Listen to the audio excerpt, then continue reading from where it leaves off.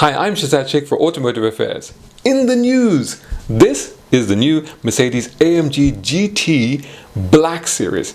It has a new racing spec version of the twin turbocharged 4-litre V8 featuring a flat plane crank, bigger turbos, new camshafts and an uprated exhaust. It not only sounds extraordinary but puts out a staggering 720 brake horsepower and 590 pounds-foot or 800 newton meters of torque, all delivered to the rear wheels via a 7-speed dual-clutch automatic that's been uprated for faster shift times.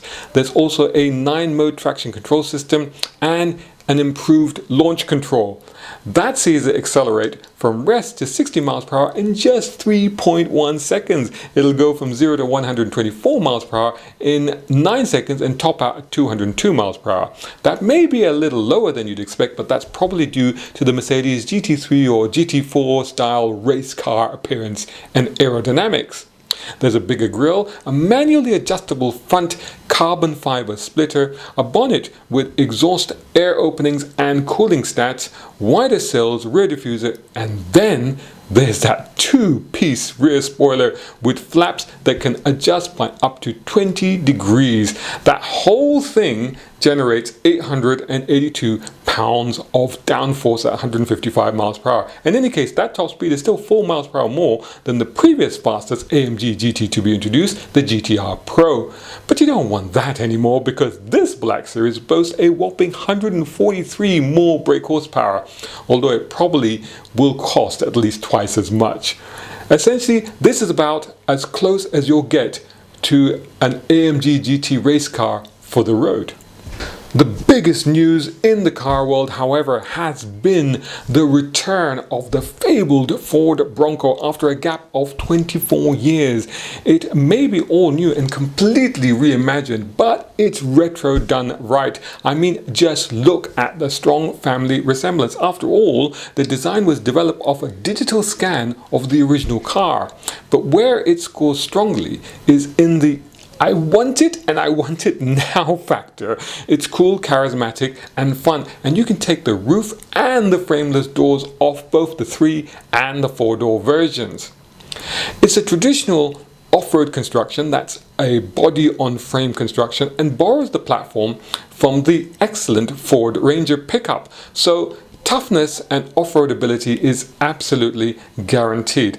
However, playing on the persona of this new 4x4, Ford has replaced the "Built Tough" tagline, normally reserved for its trucks, and replaced it with "Built Wild." And this bucking Bronco is ready to roam with 17% more suspension travel than its rivals, and by that I think they mean the Jeep Wrangler. It also has an 11.6-inch ground clearance, 29-degree breakover angle and a 37.2-inch departure angle, plus it can wade through 33.5 inches of water. It's powered by a choice of either a 2.3-litre EcoBoost with 266 horsepower and 310 pounds-foot, that's 410 newton meters of torque, or a 2.7-litre V6 EcoBoost with 306 brake horsepower and 400 pounds-foot or 542 newton meters, with either a 7-speed manual or a 10-speed auto. Now, the new Bronco gets 2 types of part-time 4x4 systems. There's a base shift-on-the-fly system or an advanced electromechanical transfer case which automatically shifts from 2-high to 4-high. The new terrain management system is called GOAT. No, that's not the greatest of all time. It stands for Go Over All Terrain, and it has 7 modes. That's normal, eco, sport, slippery, sand, baja, mud and ruts, and rock crawl. And then there's a driver assistance system dubbed Trail Toolbox, which includes low-speed off-road cruise control.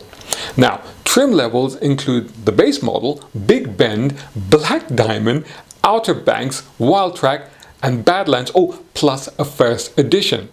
Now, you've got to opt for the Sasquatch package because A, it sounds cool and is named after Bigfoot, and B, it adds incredible 35-inch tires and includes the advanced 4x4, locking front and rear diffs, larger fender flares, additional ground clearance, and heavy-duty Bilstein shocks, or HOS, which stands for High Performance Off-Road Stability Suspension.